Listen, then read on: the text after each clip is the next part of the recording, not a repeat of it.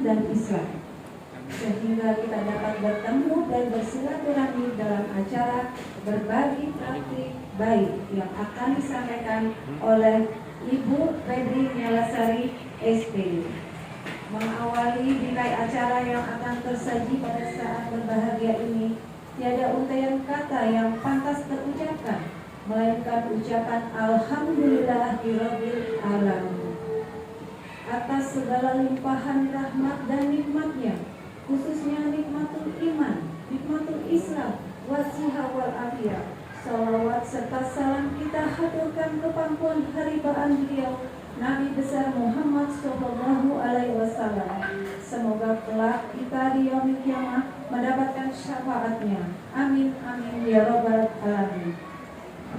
Kepada yang terhormat Ibu Kepala Sekolah SDN Serdang 01 Pagi, Ibu Ida Handini SPD.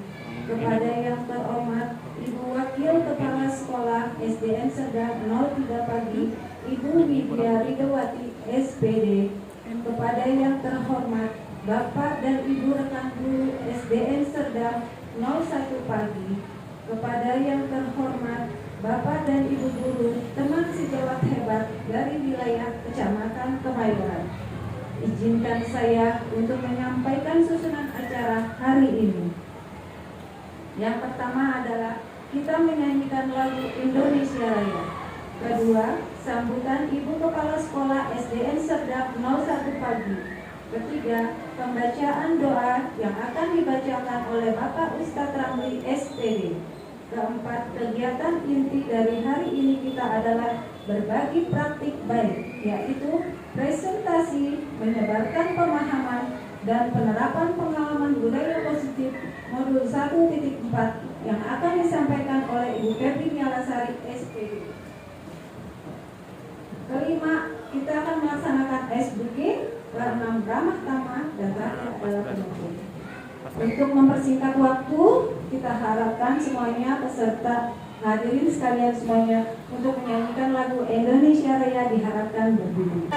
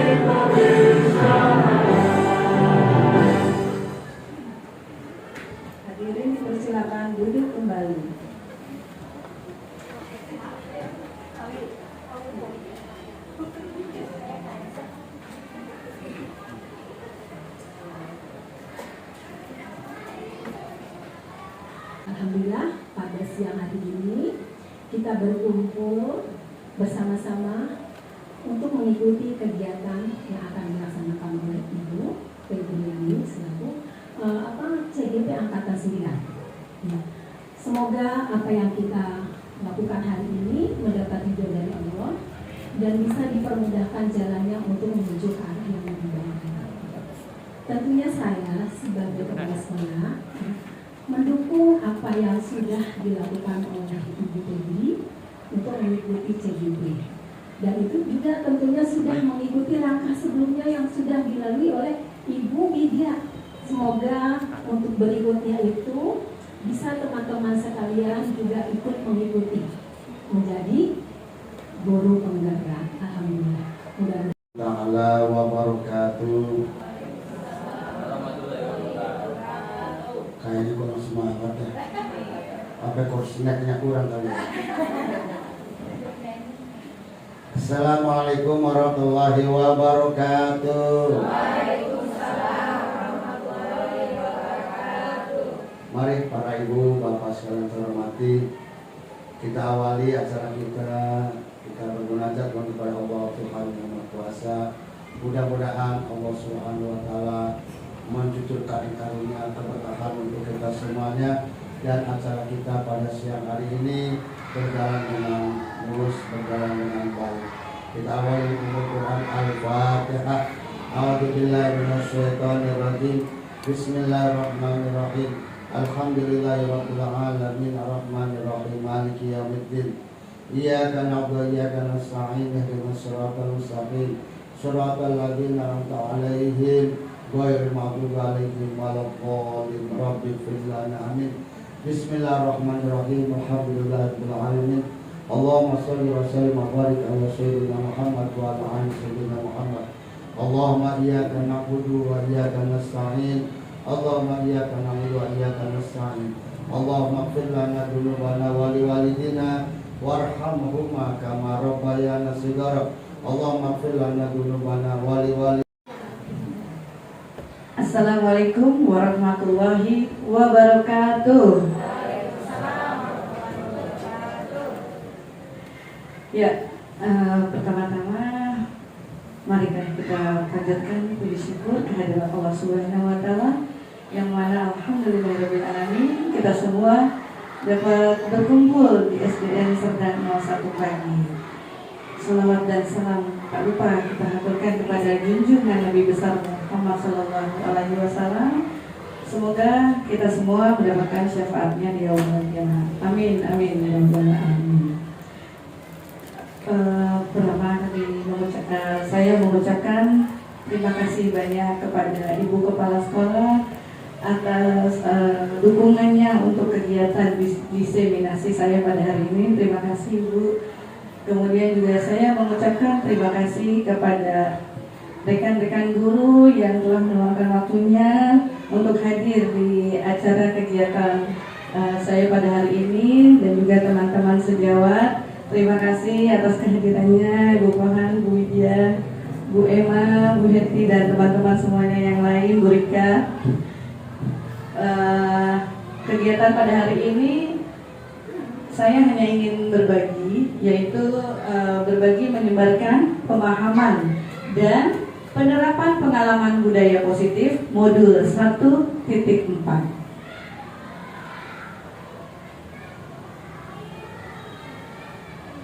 Ya, Bapak Ibu udah kenal ya masih ya dengan ibu guru yang ini ya. Ibu guru yang imut, agak gendut dan very good itu ya. Masya Allah.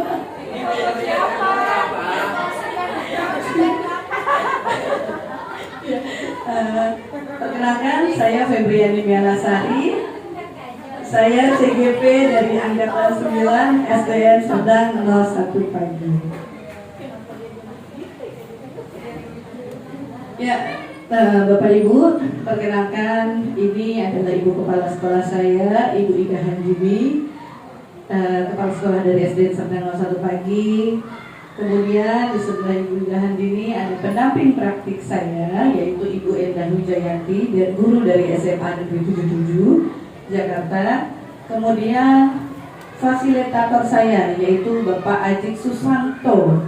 Beliau adalah guru biologi dari SMP Negeri 2 Yogyakarta. Dan yang terakhir saya sendiri yaitu CGP Angkatan 9 Febriani Mialasari. Nah, ini kita awali dari latar belakang dulu ya Bapak Ibu. Latar belakangnya yaitu pemahaman warga sekolah, terutama guru belum begitu mengerti tentang penerapan konsep-konsep inti budaya. positif di sekolah. Jadi seperti disiplin positif, motivasi perilaku, kemudian juga posisi kontrol guru, pembuatan keyakinan, dan juga penerapan segitiga restitusi. Diharapkan jika seluruh konsep ini tersebut dipahami oleh seluruh warga sekolah, maka akan terbangun budaya positif yang baik di lingkungan sekolah.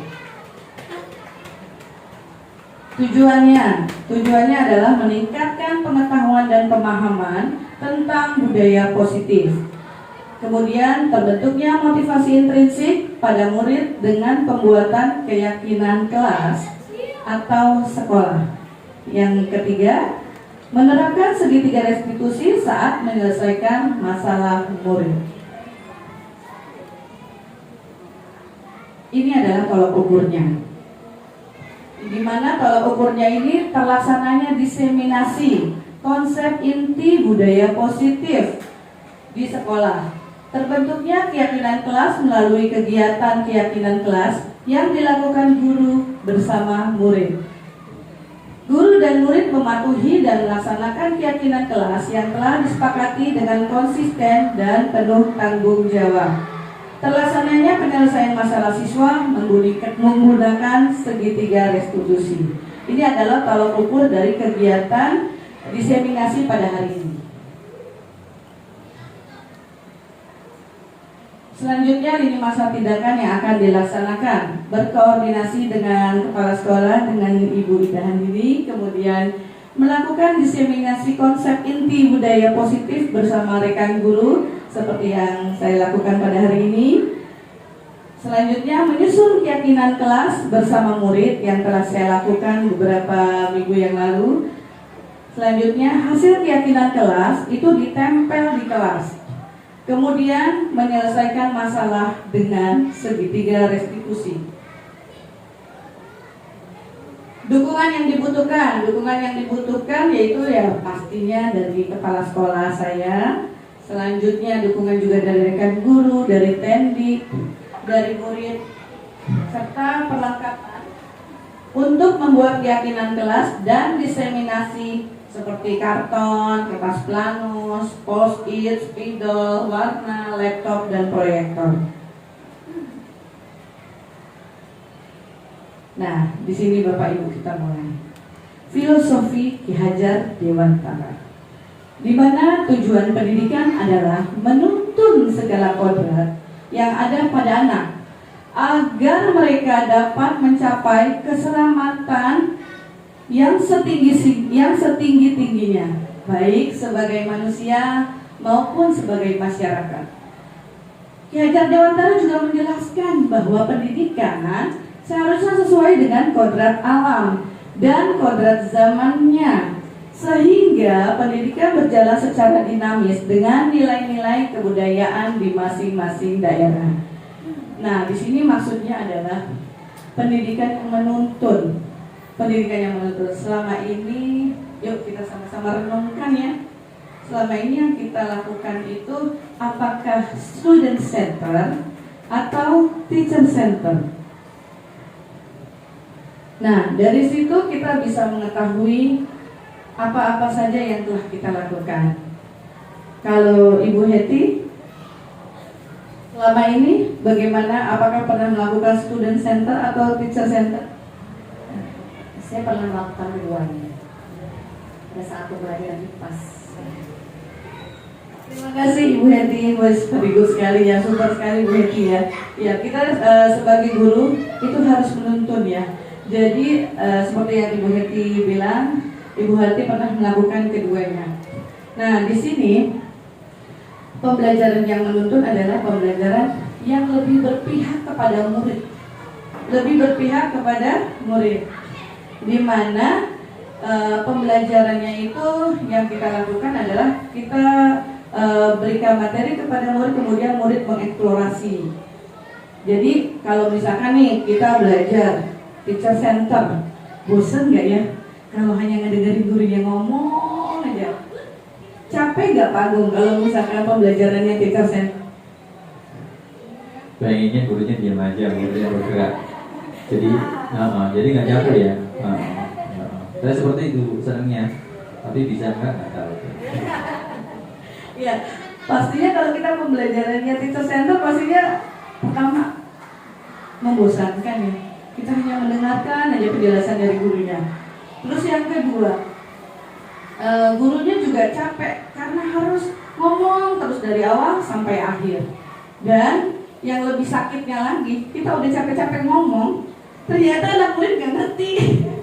Ternyata anak murid gak bisa memahami apa yang kita jelaskan, apa yang kita sampaikan. Nah, disinilah filosofi KHD ini betul-betul super sekali. Karena filosofi KHD ini kan ada waktu zaman perang dulu ya. Dan ternyata ini masih bisa digunakan hingga pendidikan sekarang. Dan mungkin ini selamanya. Karena ternyata pembelajaran yang berpusat pada murid itu lebih keren, lebih bagus.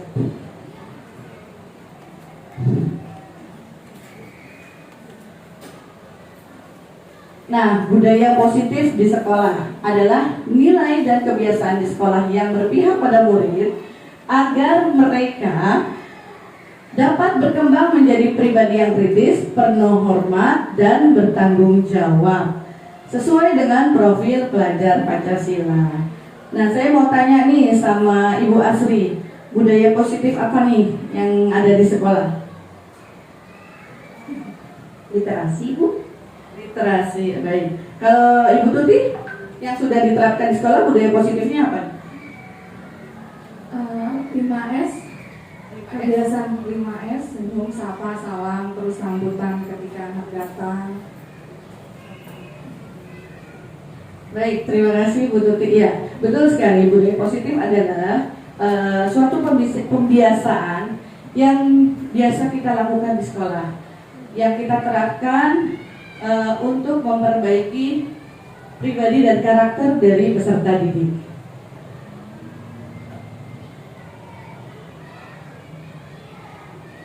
Nah, ini dia konsep inti budaya positif.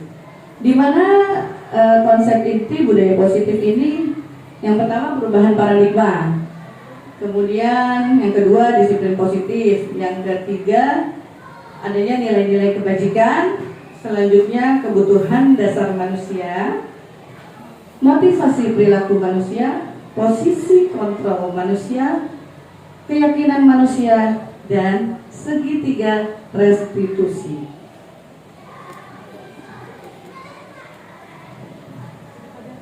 Nah, kita mulai dengan pembelajaran paradigma baru nih. Merupakan pembelajaran yang dirancang berdasarkan prinsip pembelajaran berdiferensiasi. Sehingga para peserta didik belajar sesuai kebutuhannya berdasarkan tahap perkembangan sesuai teori psikologi modern untuk mewujudkan profil pelajar Pancasila. Terbaik sedikit ya teman-teman, di sini teman-teman mencoba untuk melakukan kegiatan buka tangan ini. Ya, kita coba berpasang-pasangan.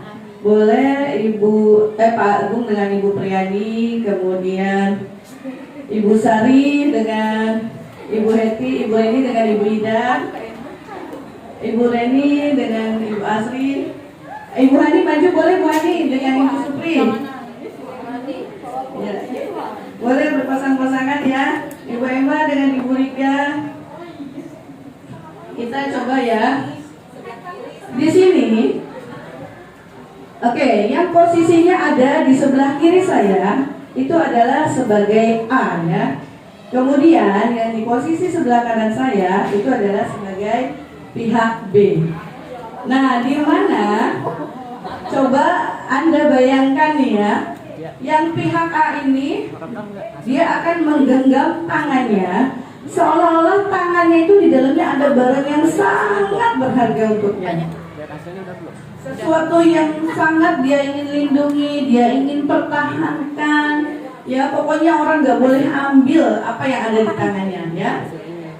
Kemudian untuk pihak B ini harus merayu. Ya, boleh merayu, boleh memaksa, boleh menghardik, boleh marah, boleh menggelitik. Atau boleh juga nih menawari uang ya supaya dia mau membuka tangannya. Boleh menawarkan uang supaya dia mau membuka tangannya. Oke, sudah mengerti ya? Baik, kalau gitu kita coba mulai. Ya, sekarang untuk pihak A silakan menggenggam tangannya dan pihak B silakan berusaha sekuat tenaga untuk dia membuka tangannya. Ayo, bagaimana? Ayo, silakan. Bisa nggak ya kira-kira nih yang lain nih, yang pihak B merayu untuk membuka tangannya, bisa nggak ya?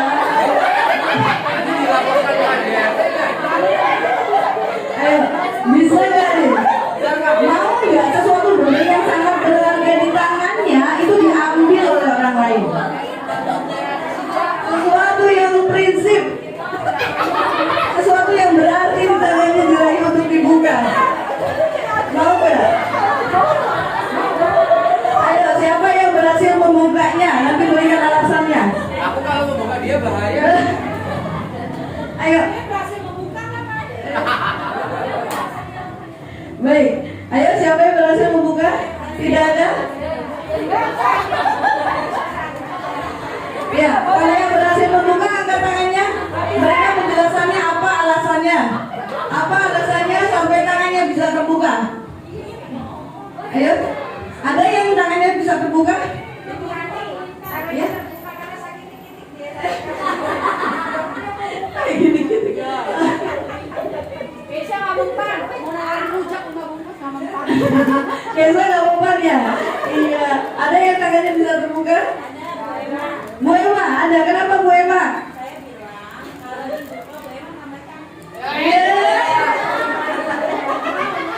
Dulu ya, benar udah dirayu ya.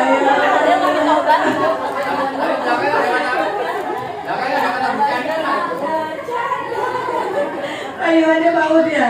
Oke, baik. Tapi kalau betul-betul tangan yang ada di tangan Bapak Ibu sesuatu yang harus dipertahankan. Misalnya nih ada yang mau minta anaknya Bapak Ibu, kira-kira bakal dikasih nggak? Nah, bayangkan yang ada di tangan Bapak Ibu adalah anaknya Bapak Ibu. Apakah akan dibuka tangan Bapak Ibu?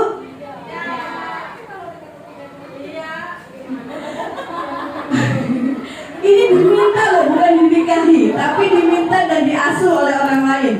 Apa akan diberikan? Nah, seperti inilah teori kontrol. Ya, jadi miskonsepsi teori kontrol. Kalau teori kontrol itu adalah pengendalian diri. Semuanya ada di dalam diri kita sendiri ya. Apakah kita akan membukanya atau kita akan mempertahankannya? Misalkan anggaplah barang yang ada di tangan ini adalah anak-anak kita. Apakah Bapak Ibu akan memberikan anak-anak Bapak Ibu kepada orang lain? Tidak kan? Akan dipertahankan sampai mati kalau bisa ya Bu. Nah, seperti itulah tadi Pak, permainan yang telah kita lakukan. Oke, tepuk tangan untuk kita semua. Ya, jadi teori kontrol itu seperti itu ya teman-teman, Bapak Ibu, di mana semua ada pengendalian diri kita sendiri. Jadi kita jangan mudah terhasut nih, mentang-mentang nih misalkan Bapak Ibu dan jadi pejabat ya. Bapak Ibu jadi pejabat, tiba-tiba ada orang datang nih minta tanda tangan Bapak Ibu supaya diloloskan proyeknya. Gimana caranya dia akan minta supaya Bapak itu tanda tangan? Dikasih uang lah, dirayu ini, dikasih rumah, dikasih mobil. Tapi kalau teori kontrol dari dalam diri kita, dari dalam hati kita ingat akan dosa, kita ingat akan pertanggungjawaban kita dan kepada Tuhan, pasti kita akan mempertahankannya. Tapi kalau misalkan kita tidak ingat kepada nilai-nilai agama, nilai-nilai iman yang ada, mungkin kita akan mudah membukanya. Seperti tadi teori kontrol yang telah kita mainkan. Nah, di sini ada miskonsepsi teori kontrol. Miskonsepsi teori kontrol ini jangan salah sebut ya Bapak Ibu, bahaya nih kalau salah sebut. Miskonsepsi teori kontrol. 1. Ilusi guru mengontrol murid. Kemudian yang kedua, ilusi bahwa kritik dan membuat rasa bersalah mampu menguatkan karakter. Ketiga, ilusi bahwa orang dewasa itu berhak memaksa. Dan terakhir, ilusi bahwa penguatan positif, efektif, dan bermanfaat. Ini adalah miskonsepsi teori kontrol. Nah, sebentar lagi kita ice breaking dulu ya, kayaknya udah agak ngantuk nih. Ayo Bapak Ibu boleh silakan diri. Kita goyang sejenak. Hey, hey, hey,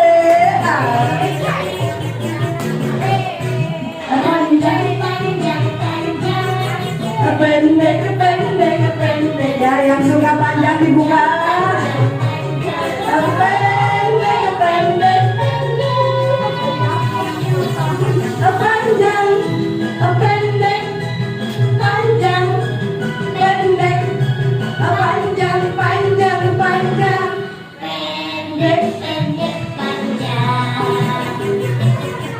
panjang, panjang, panjang, pendek, pendek, pendek, panjang, panjang, panjang, pendek, pendek, pendek, panjang. Saya mau deketin yang punya panjang.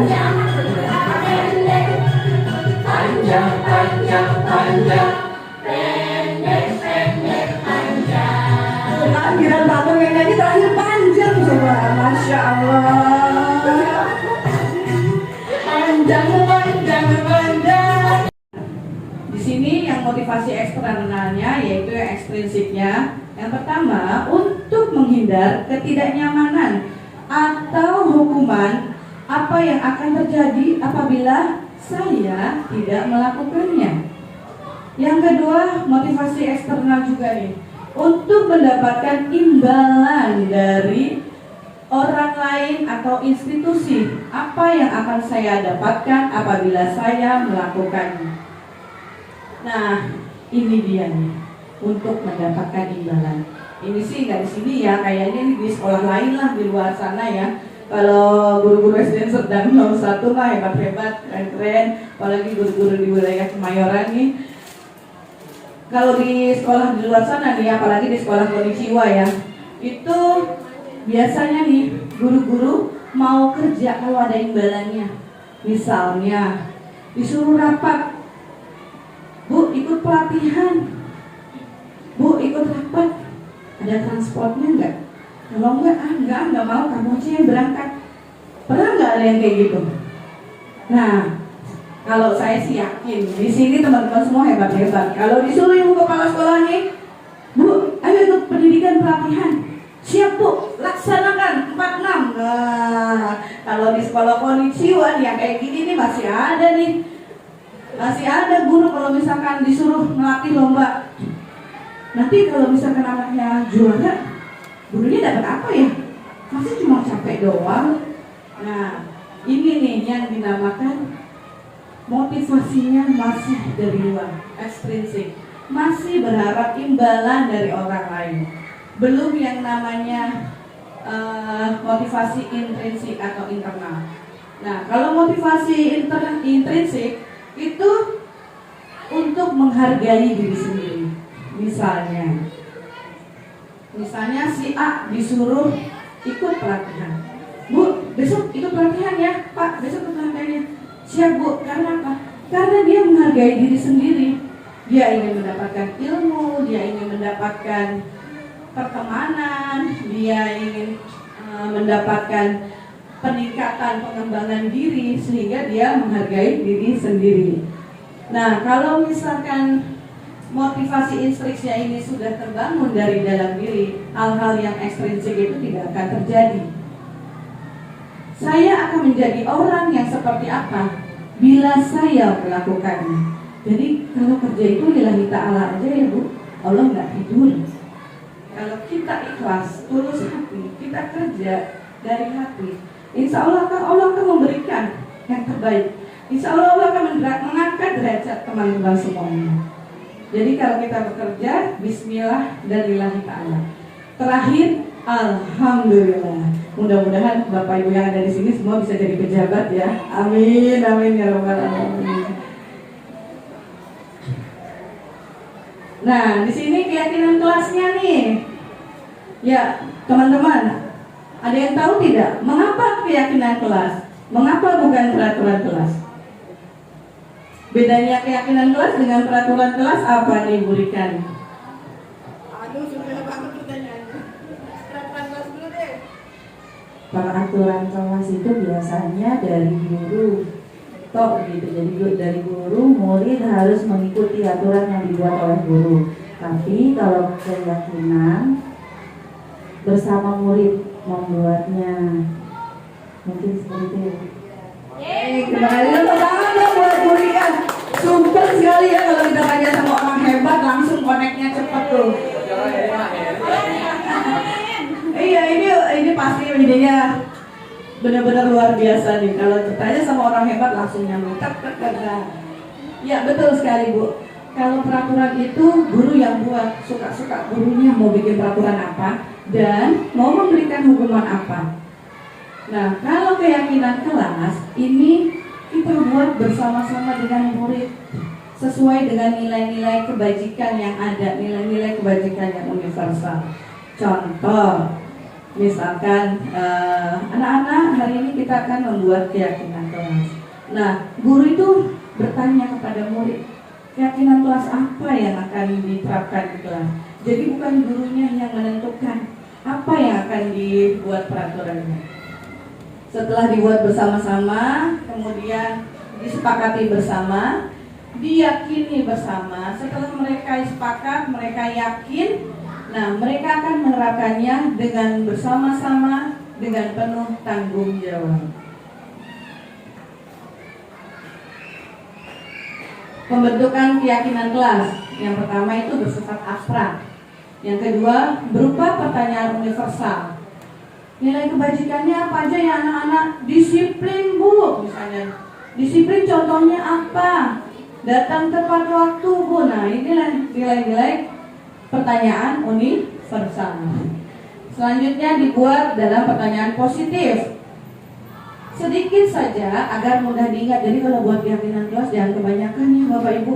Nanti muridnya bingung yang mana yang harus dilaksanakan.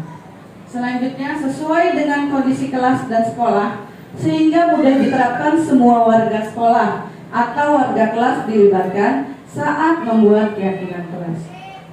Bersedia meninjau kembali keyakinan kelas dari waktu ke waktu. Ini ada kebutuhan dasar manusia. Kebutuhan dasar manusia. Saya mau tanya dulu nih sama Ibu Nana. Bu Nana, kebutuhan dasar Ibu apa sih?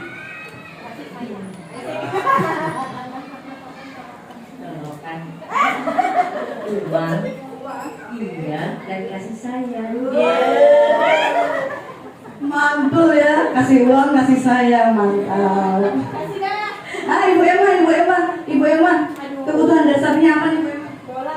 Bola basket ya. Kebutuhan dasar manusia ya dari tempat tinggal, terus makanan karena saya kalau makan terus sama pakaiannya kita pakai seperti tadi ada Bu dia sandal, pangan, papan, colokan. Oke, kita coba ke Bu Maya nih, ya Bu Maya. Kebutuhan dasarnya apa nih?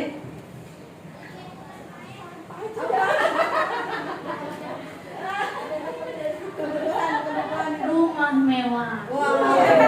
Mantul, rumah mewah. Bebek sawah. Rumah mewah, bebek sawah ya Bu.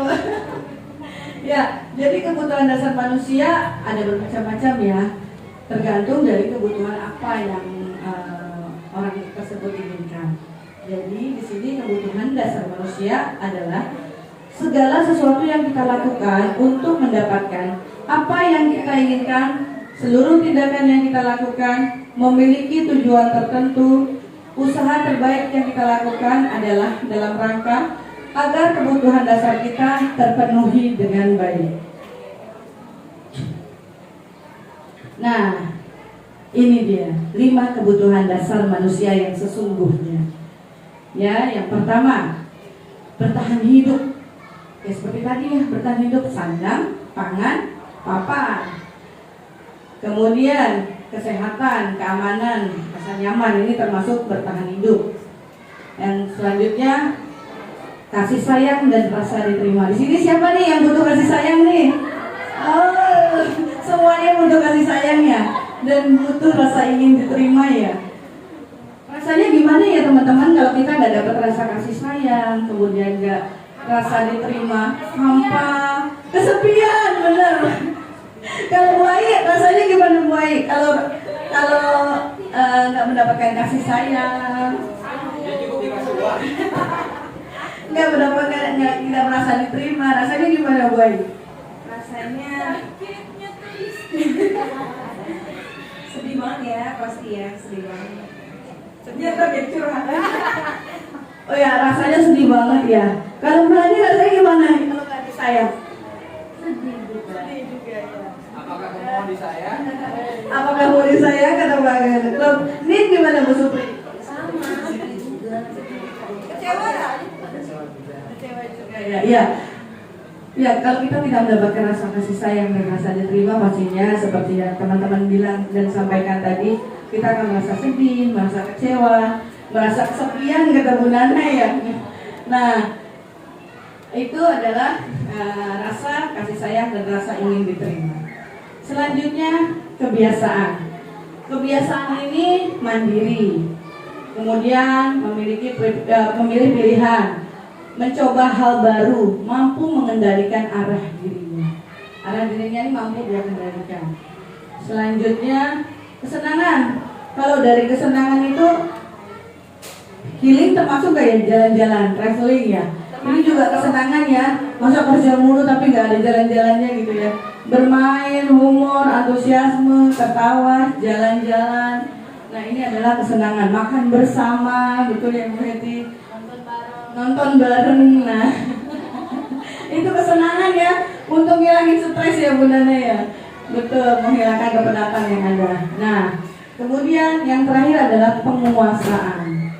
Penguasaan ini bentuk dari harga diri, keinginan untuk dianggap, rasa keinginan untuk dianggap, kemudian pemimpin, berprestasi dan diakui serta ingin dibenarkan.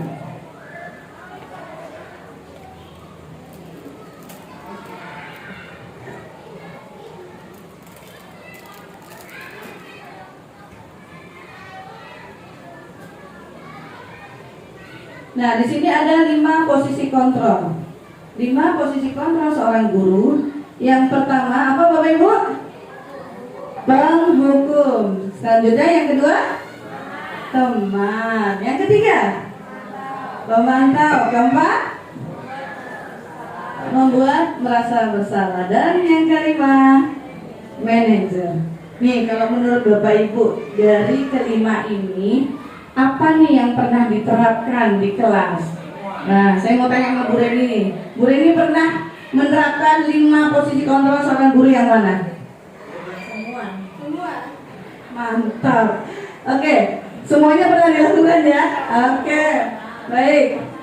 Sekarang Ibu mau tanya Ibu Widya nih, boleh nih Bu Widya belum bagian nih. Menurut saya yang paling baik ya pasti manajer gitu. Tapi yang mudah dilakukan ya penghukum itu. Tapi memang kan kita sebagai guru ada masanya ya. Mungkin dulu pada saat kita belum memiliki banyak pengetahuan, informasi, mungkin kita merasa jadi penghukum itu udah cukup baik. Karena anak itu memang perlu didisiplinkan. Karena kita belum memiliki referensi yang cukup gitu loh. Untuk tindakan apa sih yang seharusnya kita terapkan ke anak kita. Tapi seiring waktu, mudah-mudahan kita semua menjadi lebih baik dan mudah-mudahan sih bisa jadi manajer. Ya, terima kasih Bu Widya, super sekali jawabannya.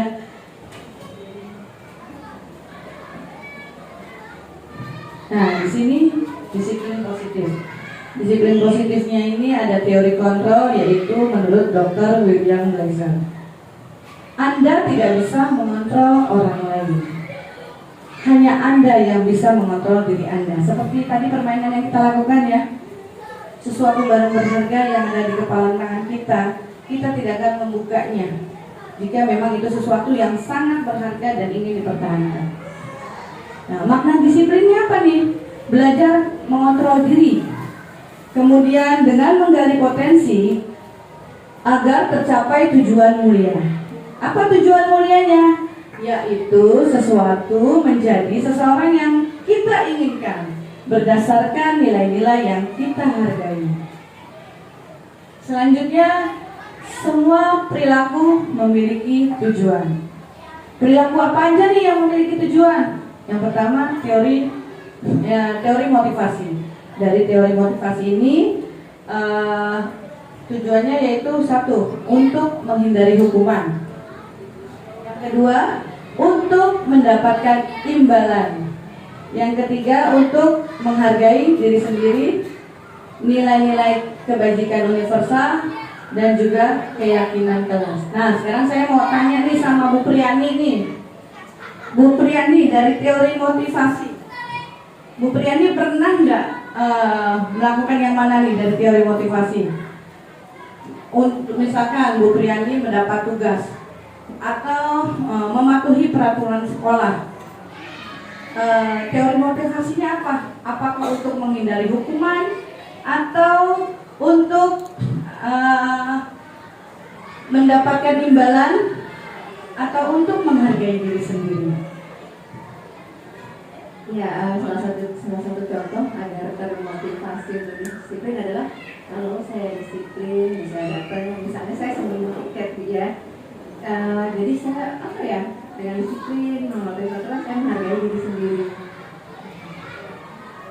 Terima kasih Ibu Priani, super sekali jawabannya. Dengan kita berdisiplin, harapannya kita menghargai diri kita sendiri, ya. Dan terakhir, dengan kita menghargai diri sendiri, otomatis orang lain pun akan menghargai kita. Ya, selanjutnya yaitu model berpikir menang-menang, kolaborasi dan konsensus menciptakan pilihan-pilihan baru. 5 posisi kontrol. Takutnya salah sebut. 1. Penghukum. 2. Pembuat rasa bersalah. 3. Teman. 4. Pemangkal. 5. Manajer. Nah, selanjutnya segitiga restitusi, menstabilkan identitas, validasi kebutuhan, menanyakan keyakinan. Realitas kebutuhan kita berbeda. Kita berusaha memahami pandangan orang lain tentang dunia. Setiap orang memiliki gambaran berbeda. 5 kebutuhan dasar manusia seperti yang tadi. 1. Bertahan hidup. 2. Penguasaan. 3. Kasih sayang dan rasa diterima. 4. Kesenangan. Dan terakhir adalah kebebasan.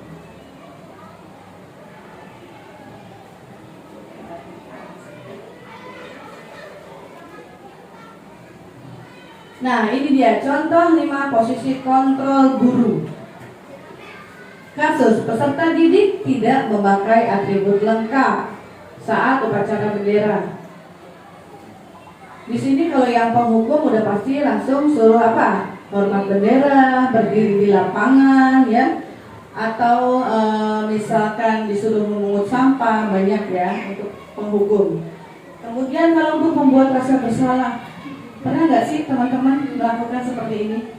Pembuat merasa bersalah. Nah, tolong dong, besok kamu jangan terlambat lagi.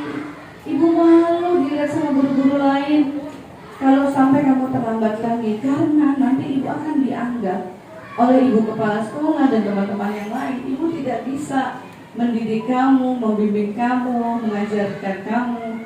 Nah, ini adalah posisi kita membuat anak merasa bersalah. Selanjutnya sebagai teman, ayo dong nak, kita ikuti aturan sekolah.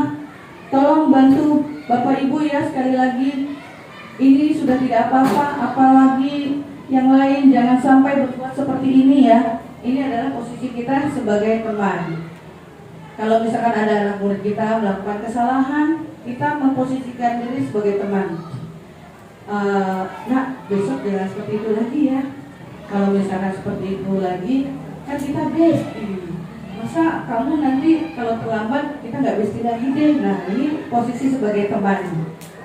Kemudian manajer, pemantau di sini beberapa kali Bapak Ibu memberitahu, tapi kamu selalu mengecewakan, kamu tidak kasihan kepada Bapak Ibu. Jadi kalau posisi pemantau, ada anak yang melakukan kesalahan. Nah, posisi guru ini hanya memantau kesalahannya. Beberapa kali Bapak Ibu guru memberitahu, tapi kamu selalu mengecewakan. Kamu tidak kasihan kepada Bapak Ibu. Ini hanya posisinya memantau. Dan terakhir adalah posisi manajer. Posisi manajer ini posisi yang paling baik untuk 5 posisi kontrol guru. Di mana sebagai manajer, apakah kamu tahu kesalahan kamu? Ini yang akan ditanyakan kepada anak. Pertama adalah menanyakan kesalahan anak dulu. Nak, kamu tahu gak kesalahannya? Kemudian kira-kira bagaimana kamu memperbaiki kesalahannya? Ini adalah posisi sebagai manajer.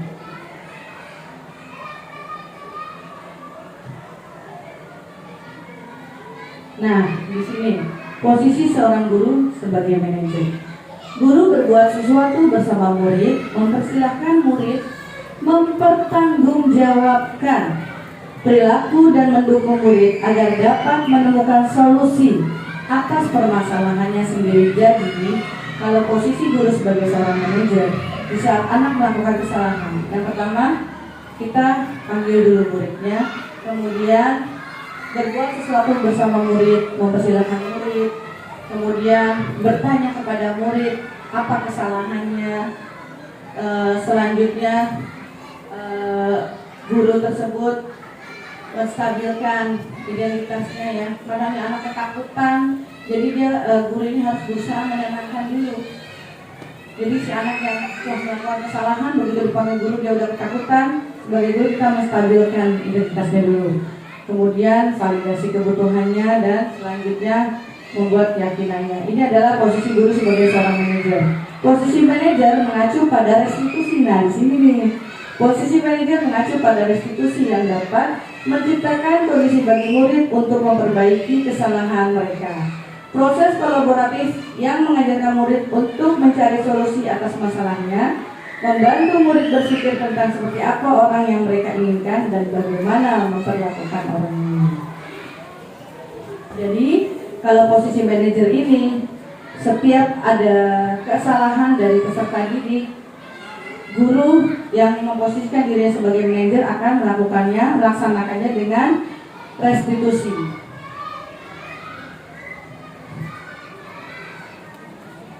Apa itu restitusi? Ada yang tahu teman-teman?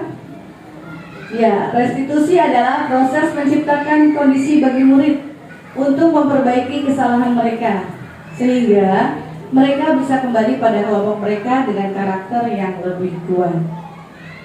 Restitusi adalah proses kolaboratif yang mengajarkan murid untuk mencari solusi dari masalah mereka dan membantu murid berpikir tentang orang seperti apa yang mereka inginkan untuk menjadi tujuan mulia. Bagaimana mereka juga harus memperlakukan orang lain. Ini menurut teori Gosen tahun 2004. Nah, ini dia segitiga restitusi. Teman-teman, ada yang sudah tahu segitiga restitusi atau baru tahu nih segitiga restitusi? Baru tahu? Ya, segitiga restitusi ini ada 3 cara ya. Yang pertama, menstabilkan identitas. Jadi pada saat anak melakukan kesalahan, kita menstabilkan identitas dulu. Selanjutnya, validasi kebutuhannya. Cari tahu nih apa sih yang dibutuhkan dari si anak yang telah membuat kesalahan tersebut. Selanjutnya, menanyakan keyakinan. Misalkan si A datang terlambat, kemudian kita panggil anak tersebut atas kesalahan yang telah dilakukan. Telah melakukan datang ke sekolah terlambat sebanyak 3 kali. Setelah itu kita menstabilkan identitas dulu, ditanyakan, nah apa kesalahan kamu? Kenapa? Kemudian Ada masalah apa? Kamu kenapa sampai harus datang ke sekolah terlambat? Ada kendala apa nak? Ada masalah apa sampai kamu sudah 3 kali ini datang terlambat? Jadi kita jangan menanyakan itu seperti menjudge anak itu sudah melakukan kesalahan besar. Jadi cari tahu dulu nih, ada masalah apa dengan keterlambatannya. Keluhannya apa sih dari si anak yang datang terlambat ini? Misalkan si anak yang datang terlambat ini karena harus membantu ibunya berjualan dulu, gitu kan? Iya bu, soalnya saya kalau pagi-pagi harus bantu ibu saya jualan dulu, gitu. Jadi bukan karena dia memang ingin terlambat, tapi karena harus bantu ibunya berjualan. Nah, setelah validasi kebutuhan, kemudian dilanjut dengan menanyakan keyakinan kelas. Dan dari validasi kebutuhan ini ditanyakan nih keyakinan kelasnya. Nah, kamu ingat gak keyakinan kelas kita apa sih? Oh iya bu, keyakinan kelas kita datang tepat waktu bu. Nah, sekarang kamu tahu gak kesalahan kamu apa? Iya bu, saya tahu kesalahannya adalah saya datang terlambat. Kemudian setelah anak memberitahu keyakinan kelas, sudah menyadari kesalahannya. Nah, Bapak Ibu guru boleh nih memberikan motivasi, misalkan, nah setiap orang pasti pernah melakukan kesalahan, tetapi kita harus belajar dari kesalahan kita agar kehidupan kamu kelak lebih baik dari sekarang. Kalau kamu terlambat seperti ini terus, maka kamu kedepannya akan selalu terlambat. Jadi mulai sekarang, menurut kamu dari kesalahan keterlambatan kamu ini apa nih solusinya?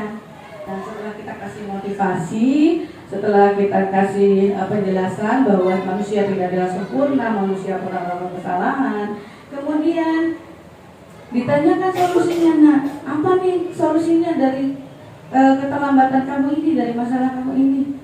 Oh iya bu, kalau gitu besok saya harus lebih pagi lagi bantuin ibu saya supaya bisa datang ke sekolah tepat waktu. Jadi seperti itulah proses segitiga restitusi ini. Nah, di sini untuk menstabilkan identitas ini setiap orang pasti pernah melakukan kesalahan. Nah, kamu bukan satu-satunya yang pernah melakukan ini. Ini bisa nih kita ungkapkan nih untuk menstabilkan identitas pada saat anak melakukan kesalahan. Kemudian divalidasi kebutuhan. Bapak Ibu bisa menjelaskan, kamu tentu punya alasan mengapa kamu melakukan itu. Nah, teman-teman juga bisa bilang, adakah cara yang lebih efektif untuk mendapatkan apa yang kamu butuhkan? Nah, ini adalah kalimat-kalimat yang mungkin bisa diterapkan pada saat kita menerapkan segitiga restitusi. Selanjutnya, untuk menanyakan keyakinan, Bapak Ibu bisa mengatakan pada peserta didik kita, nilai-nilai apa nih yang telah kita sepakati nak? Kamu ingin menjadi orang yang seperti apa? Mudah-mudahan dengan kita menerapkan segitiga restitusi, tujuannya yaitu menstabilkan identitas, untuk mengubah identitas anak dari orang yang gagal pernah melakukan kesalahan menjadi orang yang sukses. Kemudian tujuan dari validasi tindakan yang salah, pembuktian tindakan yang salah dengan memahami alasan dan menyadari setiap tindakan memiliki tujuan akan pemenuhan kebutuhan dasar. Menanyakan keyakinan merupakan keadaan yang siap untuk dihubungkan dengan nilai-nilai yang dipercaya dan berpindah menjadi orang yang diinginkan, identitas yang sukses. Nah, di sini ada hukuman, konsekuensi, dan restitusi. Saya mau tanya nih sama Bu Heti. Bu Heti, kalau hukuman menurut Bu Heti gimana nih? Kalau saya biasanya kalau memberikan hukuman untuk anak itu yang membangun ya Bu ya, karena kan dia kan membuat kesalahan ya, jangan langsung kita dulu ya, kita tanya dulu kebenarannya, kita tanya dulu kesaksiannya dulu, nah kalau ketemu barulah kita mendapatkan apa nanti. Baik, terima kasih Bu Heti. Kalau hukuman ini tidak terencana ya, kita memberikan hukumannya tiba-tiba aja. Tiba-tiba kita lihat ada anak datang terlambat nih, spontan aja. Enaknya dikasih hukuman apa ya? Pasti nggak direncanakan dulu kalau hukuman. Kemudian murid tidak tahu apa yang akan terjadi karena murid tidak dilibatkan. Proses hukuman apa nih yang akan diterapkan, peraturan apa nih yang akan diterapkan. Yang ketiga, bersifat satu arah, hanya dari sekolah aja atau hanya dari guru aja, tapi siswa tidak mengetahui peraturan dan hukuman apa yang akan diterapkan. Selanjutnya, berupa hukuman fisik dan psikis. Nah, ini yang lebih menyakitkan lagi untuk anak ya, kalau mendapat hukuman fisik dan hukuman psikis. Konsekuensi ini terencana, disepakati sesuai aturan. Murid tetap dibuat tidak nyaman, sikap guru selalu memonitor murid. Kalau restitusi, proses menciptakan kondisi bagi murid untuk memperbaiki kesalahannya, dan proses kolaboratif yang mengajarkan murid-murid untuk mencari solusi dari masalahnya sendiri. Jadi kalau dulu guru zaman dulu mungkin masih menerapkan hukuman. Selanjutnya agak ke sini mungkin menerapkan konsekuensi. Konsekuensi ini berupa dari kesepakatan kelas yang telah ditetapkan bersama. Nah, setelah konsekuensi, sekarang ini adalah restitusi, di mana restitusi ini adalah proses untuk menyelesaikan masalah anak dengan cara yang lebih bijaksana, dan yang paling penting tidak menyakiti fisik dan psikisnya.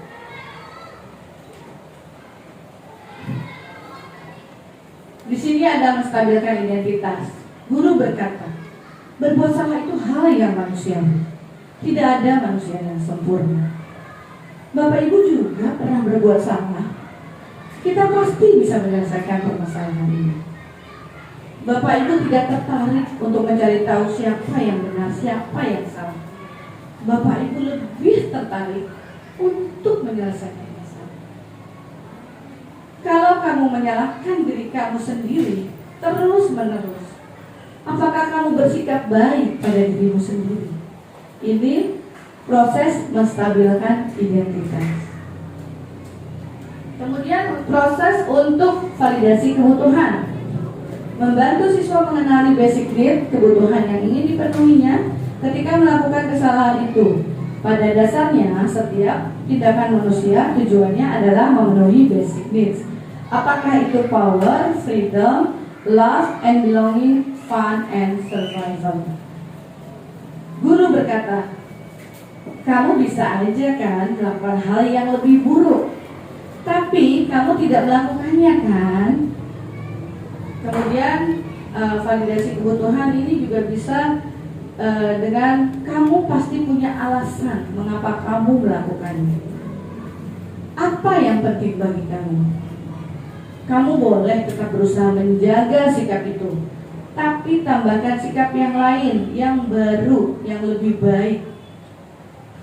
Maukah kamu belajar cara lain untuk mendapatkan yang kamu butuhkan tanpa harus memukul?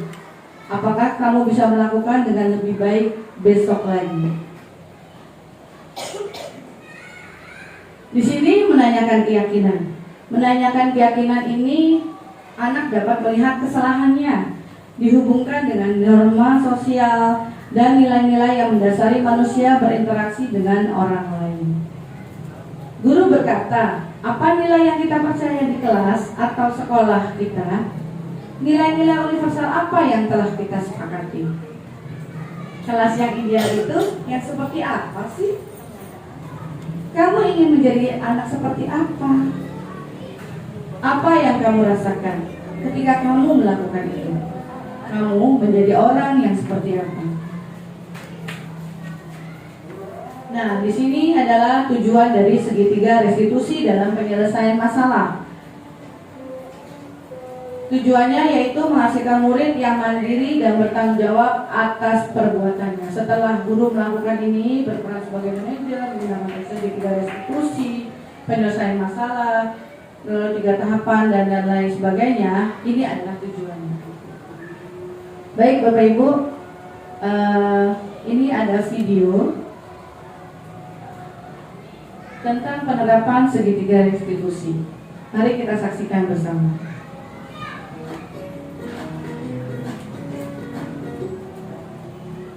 Salam bahagia Ibu dan Bapak guru hebat.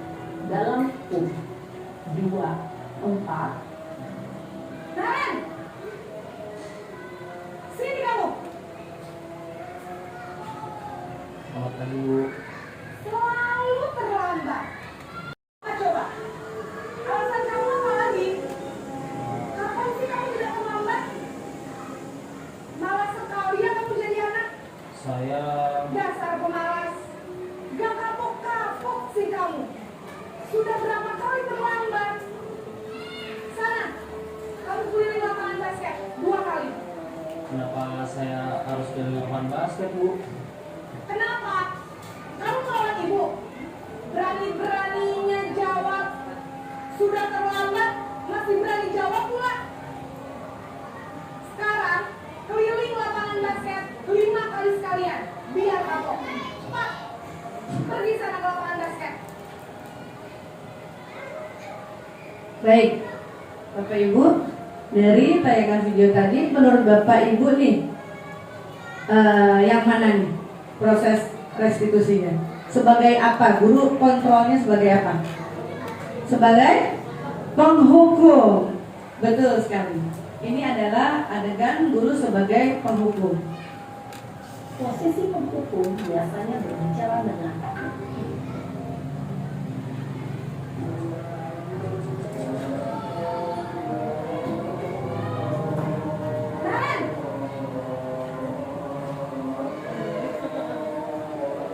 Selamat pagi Bu. Naren. Kamu kenapa terlambat lagi, nak? Ya Tuhan, Naren. Kamu senang ya bikin ibu susah ya? Kalau kamu terlambat lagi, nanti ibu yang ditegur bapak kepala sekolah, nak. Disangka ibu tidak bisa membina kamu. Tuh, gimana ini? Maaf Bu. Gusti Naren. Kamu suka ya kalau ibu ditegur bapak kepala sekolah? Terus, sekarang ibu harus tulis apa yang di buku absen? Ini kamu sudah sering terlambat loh. Nah, untuk adegan ini menurut Bapak Ibu, teori kontrolnya apa? Guru sebagai apa? Hah? Membuat merasa bersalah ya. Sebagai membuat merasa bersalah. Ibu harus apa coba? Tegur bapak kepala sekolah. Sekarang cepat ke kelas. Maaf ya Bu. Maaf sekali. posisi pembuat rasa bersalah berbicara dengan nada tenang, cenderung lembut. Namun kata-kata yang diutarakan membuat mulut merasa menjadi kurang dan gagal. Memandang mulut dirinya sendiri, merasa tidak berharga, dan tidak sanggup membahagiakan orang lain. Ketika guru mengambil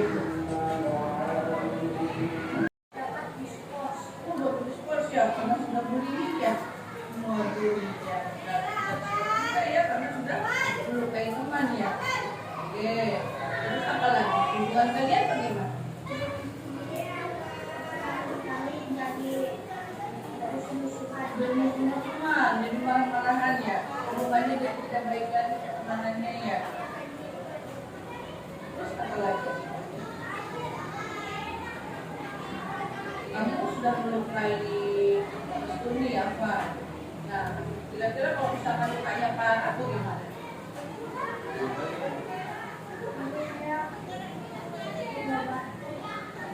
Oh, kamu mau mengobati di situ? Waduh, kalau kita mau pada marah dan membawa masuk biayanya, biaya mengobati di situ rumah sakit.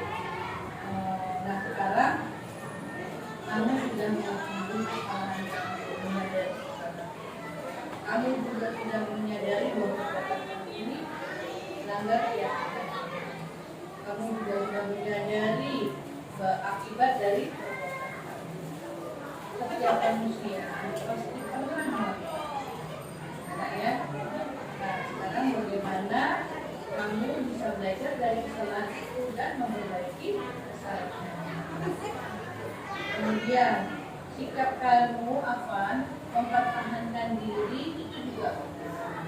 Tetapi bagaimana cara kamu mempertahankan diri itu harus benar juga. Misalnya kamu harus lebih apa nih? Bagaimana caranya supaya kamu dapat menyelesaikan masalah? Kamu minta maaf kepada Rasul. Baik, apalagi? Kesalahan maka dia berani minta apalagi? Minta maaf sama Rasul, apalagi? Bertanggung jawab.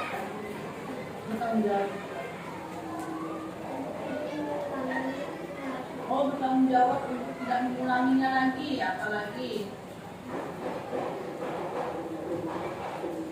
Kemudian bagaimana dengan istrinya? Kalau ini sudah kamu pukul nih, kamu akan apa? Oke, kamu akan minta maaf dan tidak akan mengulanginya. Sekarang kalau dari situ nih, bagaimana? Meminta maaf kepada apa yang tidak kami melebihinya sama orang tuanya. Aku akan minta maaf dan tidak akan melebihin nama ayahnya saja. Ya,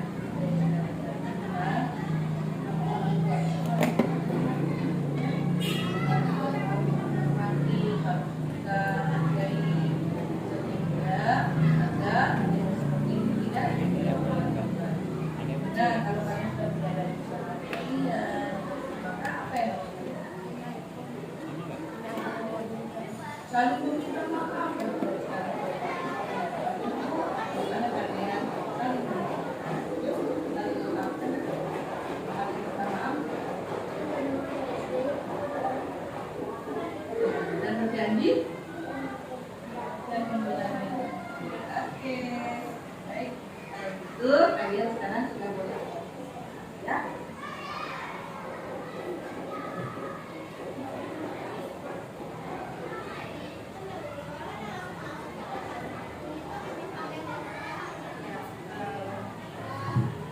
Berikut adalah adegan di mana saya melakukan praktik baik di sekolah bersama murid saya, yaitu menerapkan segitiga restitusi, di mana saya posisi kontrolnya sebagai seorang manajer dan menggunakan proses segitiga restitusi. Baik, Bapak Ibu, ini sudah di penghujung acara. Demikian presentasi dari saya. Terima kasih atas waktunya. Kemudian terima kasih kepada teman-teman semua nih yang sudah meluangkan waktunya untuk hadir di kegiatan diseminasi saya. Semoga apa yang telah saya sampaikan dapat bermanfaat untuk teman-teman semua. Amin, amin, ya Rabbal alamin. Dan saya berharap semoga teman-teman semua yang ada di sini bisa menjadi CGP selanjutnya. Amin, ya Rabbal alamin. Supaya kita bisa sama-sama maju bersama dan sukses bersama. Terima kasih Bapak Ibu. Sebelum itu saya mau tanya dulu nih sama Bapak Ibu nih sebelum saya closing ya. Sebelum saya closing, saya mau bertanya sama Bapak Ibu semuanya. Dari kegiatan diseminasi ini, hal baru apa nih yang Bapak Ibu dapatkan? Restitusi, apalagi? Bu Bohan mungkin? Hal baru apa yang didapatkan, Bu? Kita sebagai guru bisa sebagusnya memposisikan diri sebagai manajer dengan murid-murid serta diri. Terima kasih Bu Bohan, Bu Heti. Ada lagi yang mau menambahkan? Pak Agung mungkin hal baru apa nih Pak Agung yang didapatkan? Saya sih yang jelas ada budaya positif di situ, ya, yang berasal dari kesepakatan kelas dan berubah menjadi budaya positif. Itu aja sih. Baik, terima kasih teman-teman, syukur sekali semuanya. Terima kasih juga telah hadir ke acara saya. Selanjutnya saya mau mungkin teman-teman ada yang mau bertanya? Ada yang mau disampaikan mungkin? Tidak ada? Tidak ada yang mau bertanya? Baik, Bapak Ibu, kita di penghujung acara. Presentasi saya pada hari ini, saya sebagai calon guru penggerak angkatan 9 mengucapkan terima kasih banyak atas kehadirannya.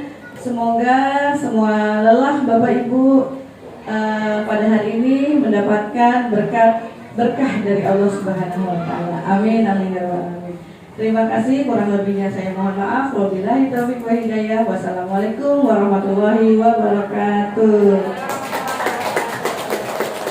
Silakan Bapak Ibu dimakan kuenya.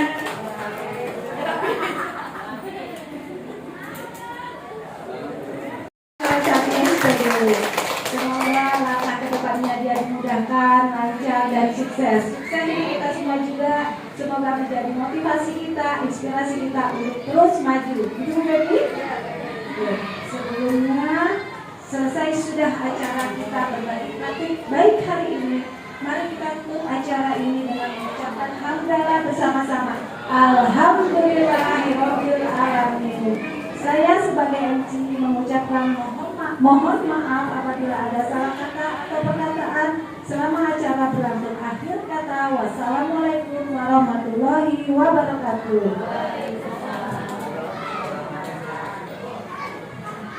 Teman-teman boleh foto bersama dulu nggak?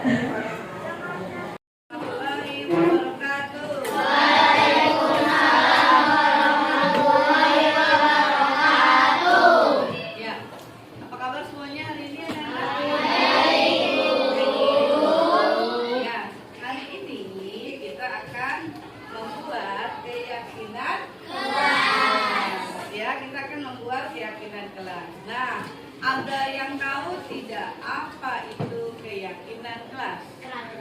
Peraturan kelas. Oke. Apalagi? Siapa lagi yang tahu apa itu keyakinan kelas? Kesepakatan kelas. Apalagi? Apa itu keyakinan kelas?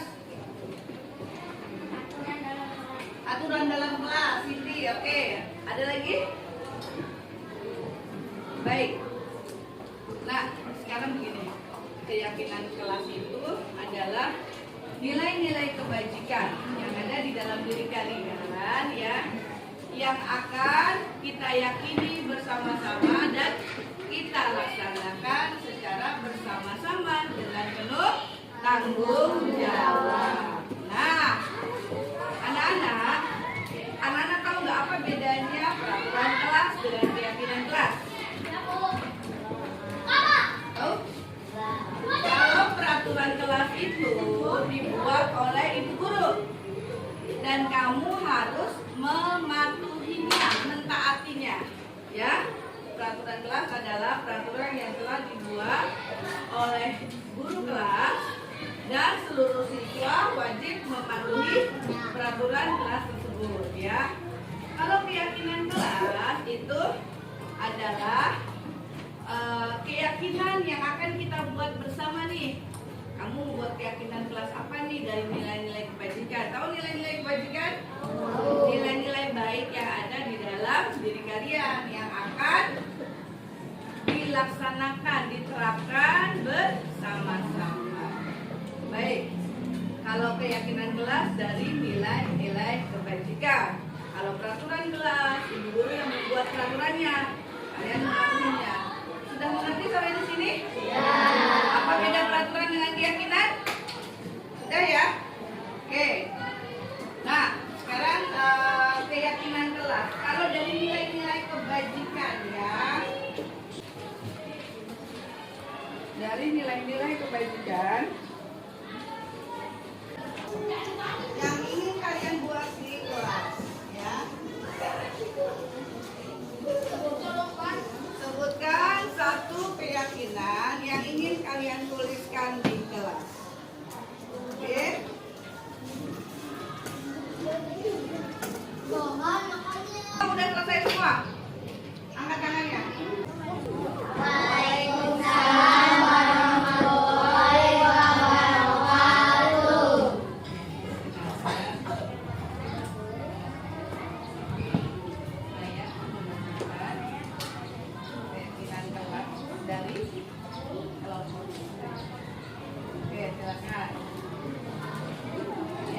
asal datang tepat waktu.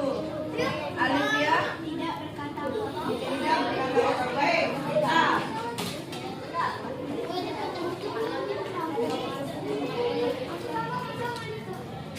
Oke, kita tidak boleh berkata kasar. Kalimat positifnya apa? Kalau tidak boleh berkata kasar, kalimat positifnya apa? Berbicara sopan dan oke, berbicara sopan dan santun.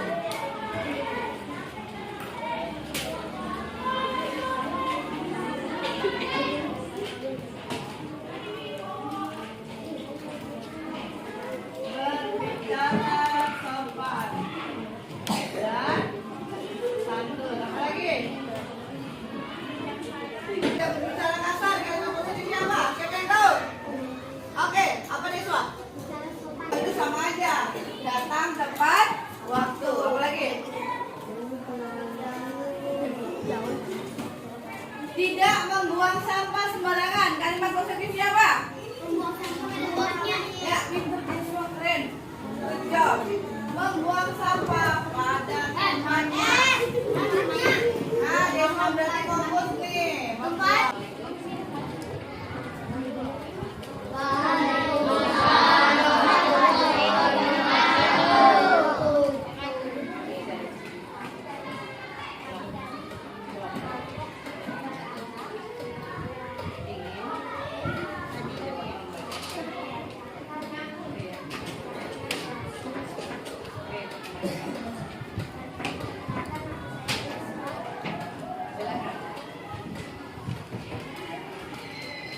Satu apa? Tidak berisik saat ada guru. Kira-kira di sini ada nggak? Ada ya? Tertib dan tenang di kelas ya? Sama nggak? Sama. Oke, lewat. Apa lagi?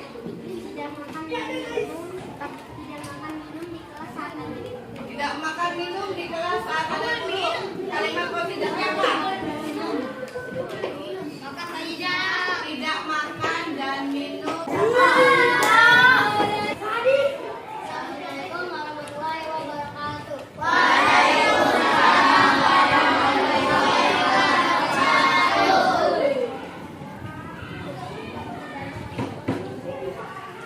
Kami dari kelompok berpikir kebanyakan keyakinan kelas. Oke, baik. Silakan. Nomor satu apa? Satu, ramah dengan teman. Satu, ramah dengan teman. Oke, itu udah kalimat positif. Bersikap ramah berarti ya. Bersikap ramah dengan teman. Oke, lanjut. Apa lagi? Tidak bercanda saat mengerjakan tugas. Tidak bercanda saat mengerjakan tugas. Ada nggak di sini? Sama nggak? Yang mana? Tertib dan tenang di kelas. Saat belajar kali ya? Saat belajar tambahin berarti ini. Tertib dan tenang di kelas saat belajar. Oke. Ini benar itu. Lanjut, apa lagi? Datang tepat waktu ada ya? Apa ya? Apa lagi? Tidak boleh bertengkar. Oke, anak-anak, tidak boleh bertengkar. Kalimat positifnya apa? Harus baik. Harus baik. Berteman dengan baik. Atau di sini ada nggak? Apa? Menghormati dan teman. Apa lagi? Tidak boleh membawa mainan di sekolah. Berarti apa kalimat positifnya?